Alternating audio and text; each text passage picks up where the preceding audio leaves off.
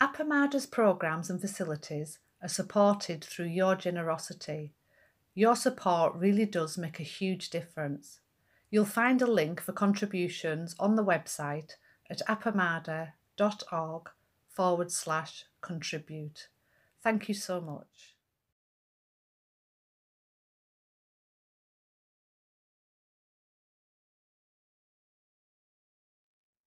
Welcome back, everyone. Every activity that we are doing, coming in, sitting down, offering incense, starting the computer, moving the cushions, is Buddha's activity. There's nothing but Buddha's activity. We might think of it as ordinary, and in many ways it is, but it's also the thusness or suchness, the life as it is, reality. There isn't another reality. This is it. And so when we speak about forms and the ways that we comport ourselves and what we're doing, it isn't so you'll be a good Zen student. I don't care about that particularly. What I am committed to is helping you realize your own nature as a Buddha and the other's nature as a Buddha in the midst of this bizarre chaos that life is and the beauty that comes out of that, and to realize it as Buddha's activity, and then to come forward in a way that's wholesome and generous, with some patience, all the qualities that Peg was mentioning this morning, the paramitas, but not in alignment with your idea about reality.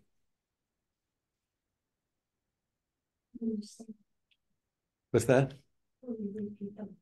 Will I repeat that? I don't know if I can, but what I'll do, Nelda, is I will repeat a larger version of it maybe. I'm just kind of riffing off what I'm feeling right now as we start and just saying what's coming from my heart. That this is the only life you get. This is the reality that we have. This is what we have to work with. And it's not broken. It's complete and whole, even in its brokenness and messed upness that we see at times. All that's true.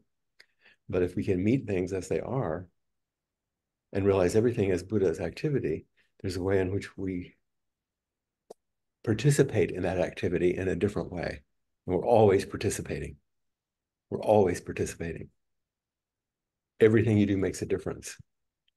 Maybe one you never know about, or one that's even perceptible. But that's the nature of karma. Every action has a reaction, and it's universal and wondrous and complete. And so what I'm going to start with, aside from what I've already started with, is I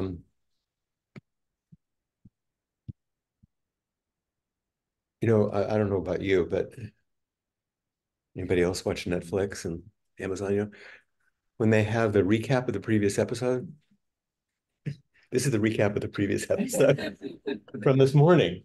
And so that you can catch up, because now we're going to have a little episode, some of them say, so, stay tuned until after and there'll be more, it's like that. So here's just very, very short. And this is your summary too, see, this morning. So Ru Jing in China demonstrated to Dogen that enlightenment was boundless and wondrous, and therefore could not be the result of a personal project of self-improvement. It actually couldn't be another object of your mind created by your mind, by this conditioned being, by your personal activity. So I said a lot about that, and Dogen was like, what? Like this was what he was seeking. He knew there was a deeper teaching, and Ru Jing showed him what it was and taught him. And you know how long he spent with Ru Jing? 2 years. Now, he was a monk for a long time, realized the limits or felt limits of what he could learn in Japan, which was considerable, made a very dangerous, difficult trip to China. It wasn't a small thing. You didn't just like get your airplane ticket. It was quite dangerous to get there. looked around to see if he could find a real teacher, found one, spent 2 years with him, then had to get back. And by then he's 28 years old. So Rojing showed him what he had sought. That was his teacher. Now, all the ancestors, Buddha, Bodhidharma, all the other ancestors, he realized from those teachings, they sat Zazen because of their awakening, not to become awakened. Because they had faith, they had trust in their own Buddha nature, they sat down and continued for the rest of their lives. Because this thing that they couldn't construct, they could realize and appreciate so profoundly, there weren't any words. So they closed their mouth and they sat up with dignity in great joy about the possibility of what they had in this practice.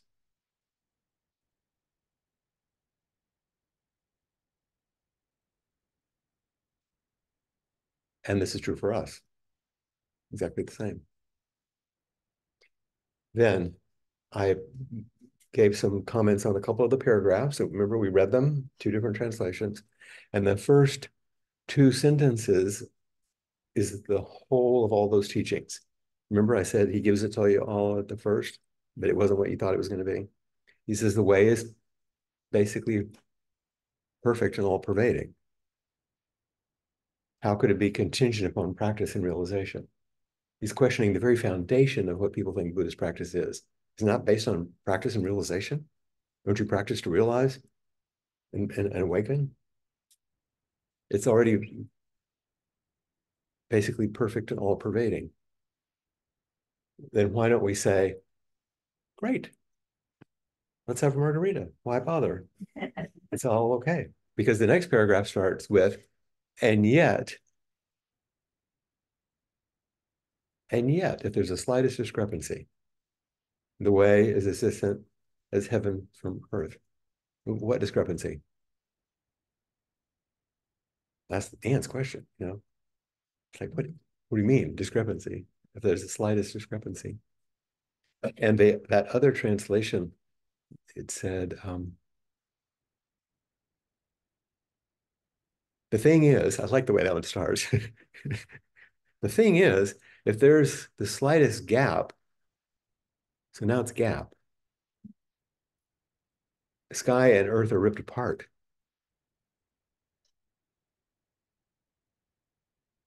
So discrepancy, gap, there's something there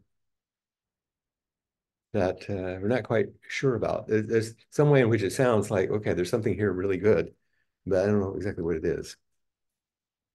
Everything is all here. This is it. There's nothing else. There's no place else to go. This is what we got to work with. Your nature is that of a Buddha, so we sit down to realize it. And yet, and yet is basically what we see. Samsara arrive. All the trouble we make for ourselves and for other people because we don't understand the first part and don't practice it. So we begin to see life in the way that it actually is. So the next paragraph, he begins, that was the recap, by the way. The next paragraph starts, you should therefore cease from practice. So now he says, okay, if that's the deal, then you should cease from practice based on intellectual understanding, pursuing words and following after speech, and learn the backward step that turns your light inwardly to illuminate yourself. Body and mind of themselves will drop away, as the one Sandra highlighted, and your original face will be manifest. If you want to attain suchness, you should practice suchness without delay. So we can spend the whole thing just on this. Well, basically, in some version, this is like the turning point where he's saying, okay, cease from practice based, I'll say, only on intellectual understanding. In other words, you're not going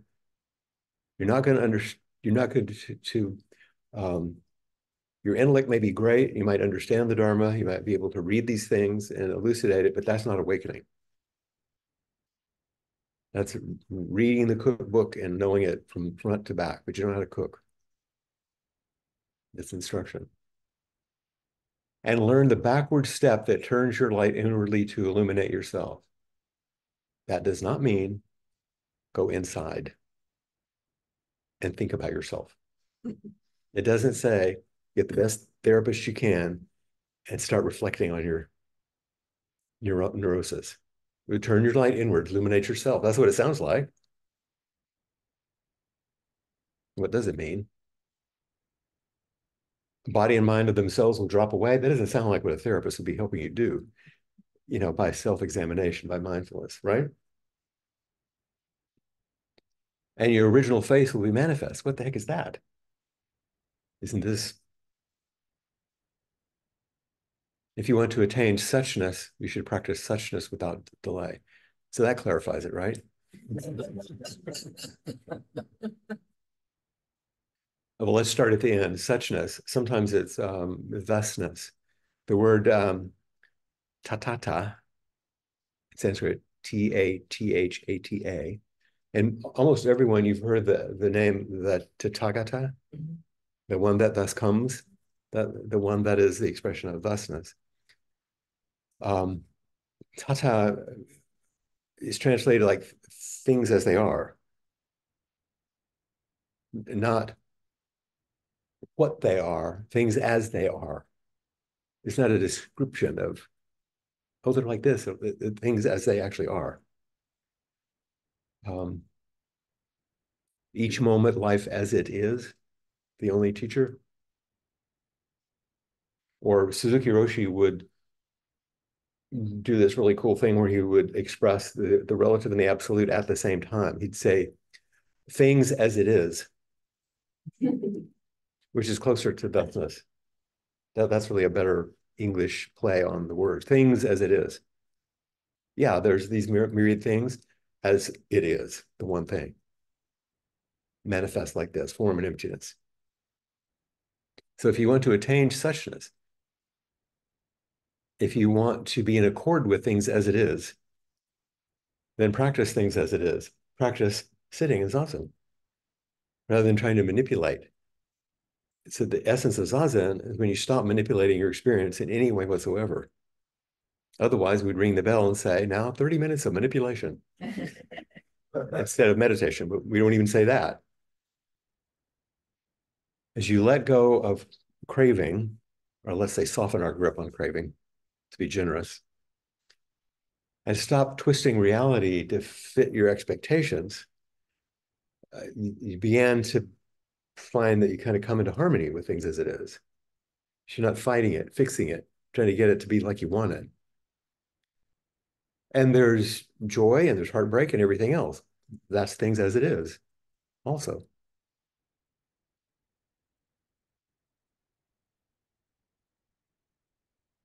The alternate translation that I'm using, here's what it says. You should stop chasing understanding through juggling words, like I'm doing.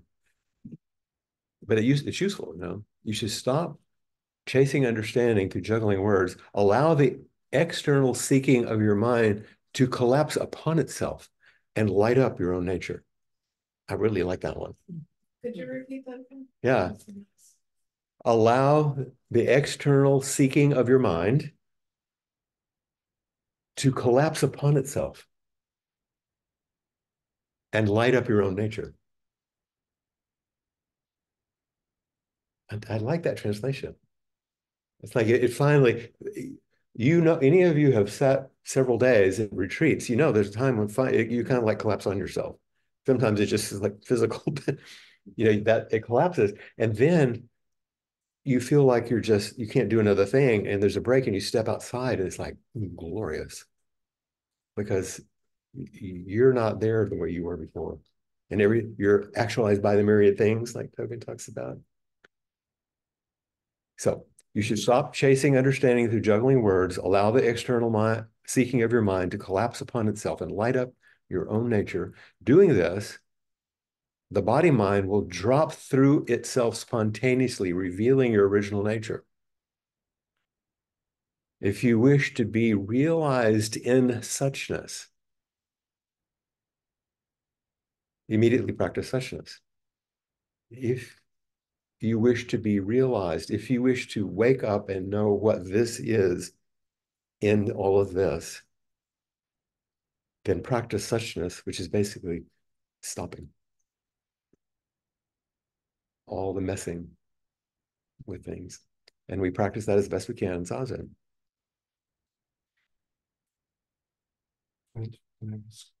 Translation was from. Yes, there are names that I don't remember, but I will make available.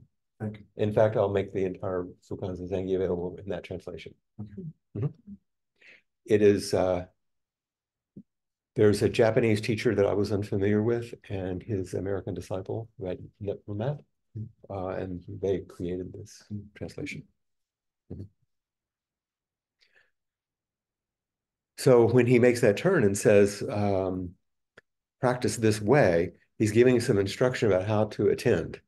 Like attend like this. If everything's okay and you got it, and yet you can go astray somehow, how do you orient yourself to be realized in suchness? I like that very much. To realize yourself as a part of everything. And taking the backward step is a great phrase, but don't confuse it with just a self-reflection. It's a little closer to unblending. We talk about in IFS sometimes. It's a kind of a stepping back, but not stepping back and then away from. It's a stepping back to be intimate with. And that's a big, big, big difference. Because a lot of people will teach this stuff as you want to step back and get rid of the ego. You know, get rid of that stuff instead of stepping back so that you can meet everything. That's the Bodhisattva vow. To meet all the suffering, to meet all the delusion, to walk through every Dharma gate, to embody Buddha. That's intimacy, not trying to push away. And the one thing that I think he is suggesting is that we begin to attend to mind or awareness itself rather than all the objects of the mind. And that kind of blows your mind to think about, you know, being aware of awareness itself rather than just the objects of awareness. And what's the favorite object of your awareness? You.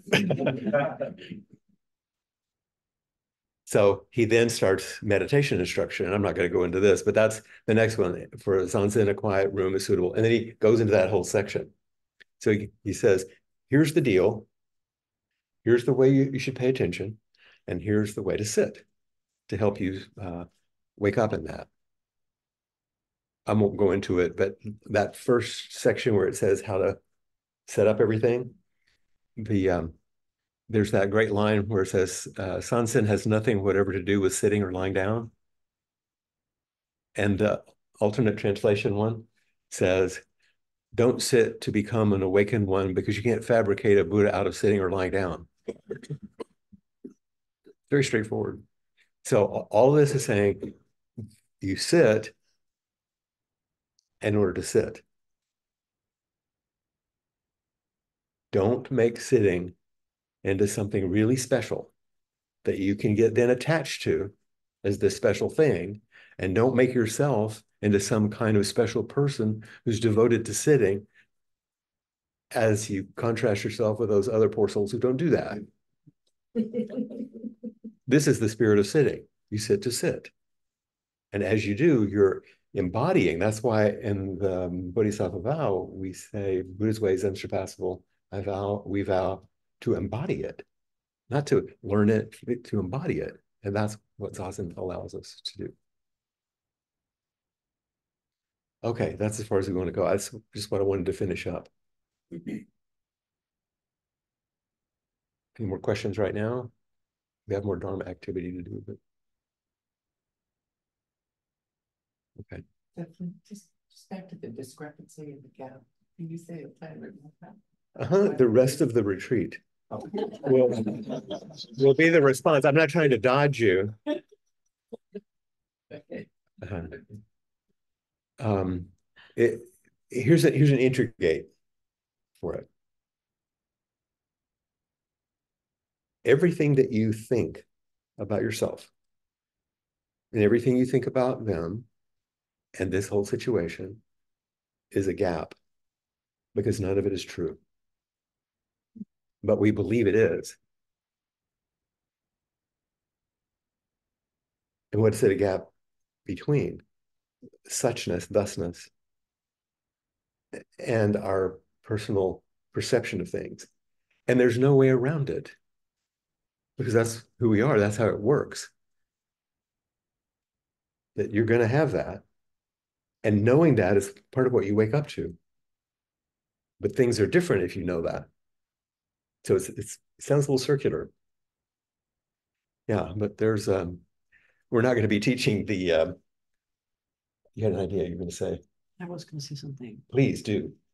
which is there's a hint about the gap, which is if the least like or dislike arises, heaven and earth are set apart. That's the gate. That's the clue. Yeah, the least like or dislike. That's the grasping, the aversion, and the not noticing. So you were saying to Susan that everything she thinks about herself and the people and the situation is not the truth. Not the whole truth. Not the whole truth. Implying that there is something that is the whole truth. Well, it's complicated. Vasubandhu says there are three natures of mind in the mind-only Yogacara school.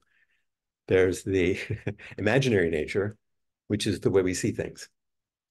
You know, everything like you and that rock are not over there. That's in my mind because I'm imagining it. Yeah, there is that. But also I only know that from experience. I'm not talking about reality. I'm talking about experience. Our experience is imagined. And it's only imagined. There's no other way to have experience except through our senses. So there's the imaginary nature of awareness that we can have this beautiful display. Second quality is the dependent nature. Everything's dependent on everything else, and there isn't any gap. That everything is totally woven in one fabric of this, thusness, suchness, everything. And then there's a complete realized nature where we realize that we all make it up and we have to deal with it with compassion and wisdom, bringing the two together. But see, that's a whole nother retreat. A different one. Huh? A different one. A different one. But you ask, so let's do something, which I think will encapsulate most of this stuff. And you don't even have to move. So you can just stay right where you are. And those of you online, I hope that if you don't spotlight me, can we see everybody? Gallery view. I want to be able to see everyone's faces online. Here on gallery. There you go. And you can still see us, right, out here? It's just I'm the same size as everybody else. Great. Wonderful.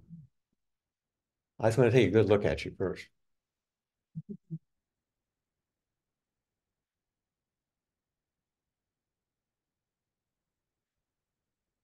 Okay, here's what I'd like for you to do, everybody. As best you can, I know you guys are moving around, but set yourself up for zazen, right where you are. You don't have to look at me.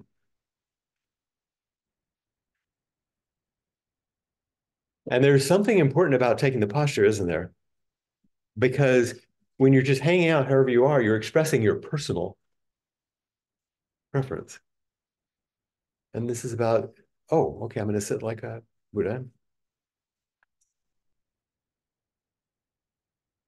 And whether you're online or whether you're here in the room, lay your eyes closed softly. And just rest for a moment.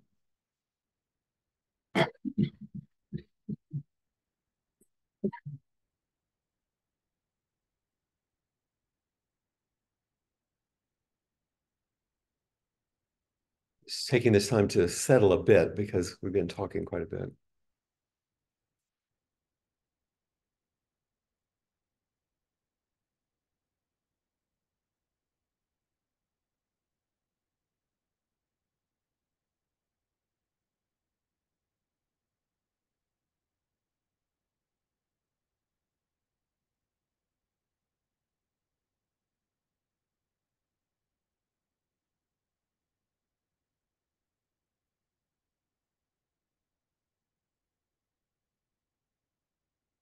And as you do, I'd like for you to experiment with something just to get accustomed to it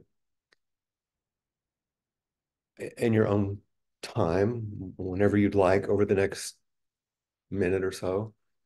You can open your eyes and let yourself notice what it's like to see. It's even okay to move a little bit, like if you want to like look around a tiny bit, not big time, but look around, see there are people here. And when you're ready, close your eyes again, back and forth. Just get used to it, that you can be settled with your eyes closed. You can also open your eyes and see. If you're online, same thing. You can close your eyes, or you can open your eyes and see people on the screen here in the Zendo.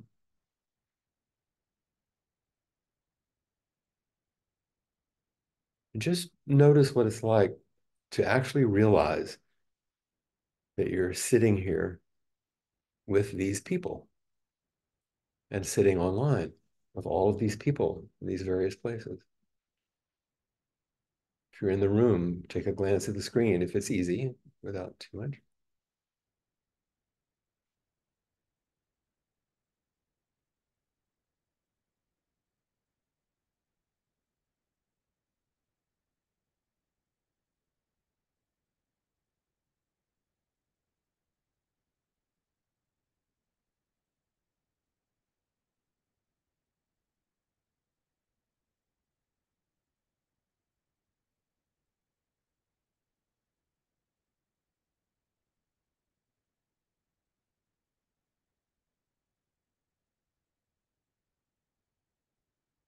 Let your eyes close if they're open at the moment, just softly. And I'm going to ask you to open them again in a moment. But first, I'm going to prompt you to make an assumption with your view. And you can open your eyes just for a moment and look and close them again, whatever you'd like, or leave them open, it doesn't matter. But in a moment, when you open your eyes, you're going to see and realize that you're in the midst of these dedicated, wholehearted disciples of the way, completely committed to the Dharma and service of the Sangha. It's either on screen or in this room, it's a gathering of bodhisattvas, wholehearted disciples of the way. And at your own pace, look and see that this is the case. Same people you saw a moment ago, but now hold them in this way. Ah, it's amazing disciples of the way. Bodhisattvas committed to the Dharma and to each other.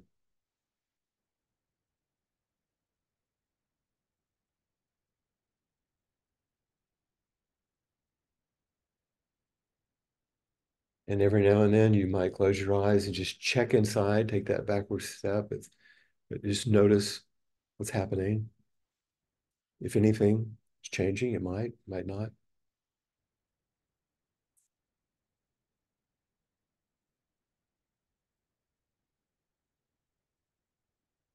Remembering the beautiful thing that Peg sent us about disciples. Really important.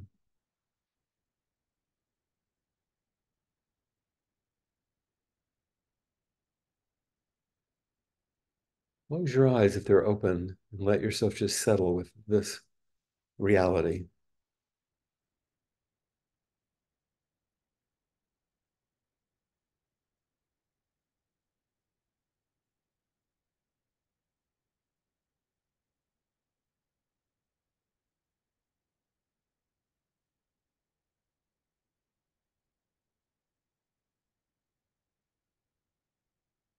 And in just a moment, I'll invite you to open your eyes again, this time within a different lens, as it were. When you open your eyes, you realize that you're in a convocation of revered masters, overflowing with wisdom and compassion, expressing the essence of humility and peace. When you're ready, just notice that these people on the screen looking out at us, or here in the room, these are masters, revered, full of wisdom and compassion, but humble and quiet and present.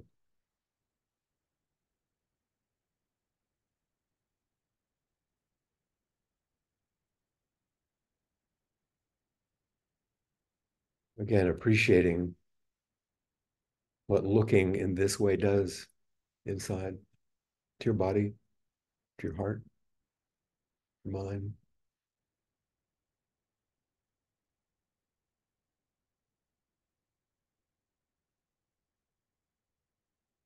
Really see them.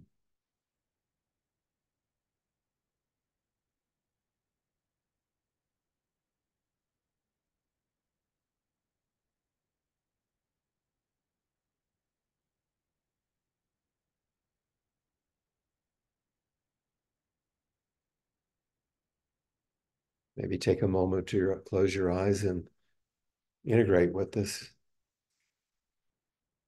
how this shapes you to see in this way.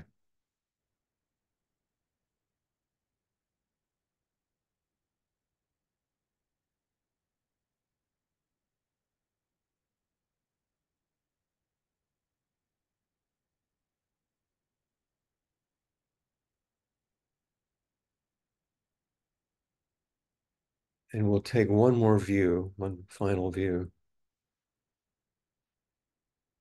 And of course, this time, as you open your eyes, you'll see myriad Buddhas, only Buddhas.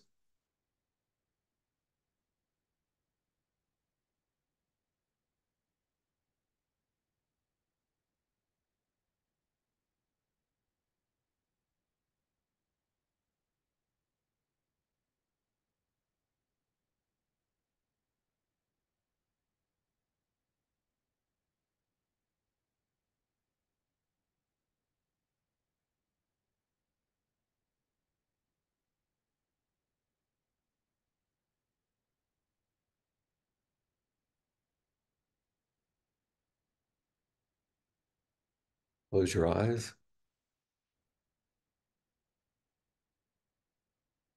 Master, disciple, Buddha, ordinary human.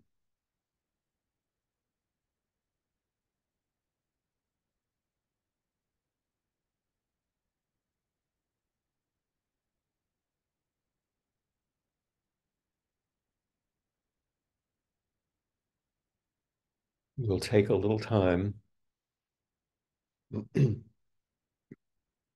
So find your group and you can move around, but let me tell you what to do, all of you.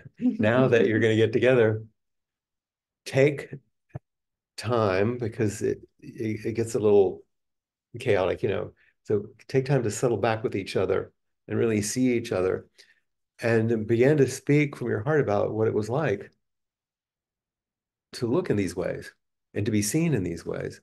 Or maybe it was confused, it doesn't matter. Just help each other use some words to talk about your experience and with as much curiosity and kindness and interest as you have.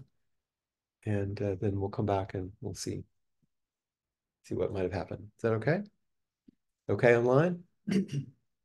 Okay.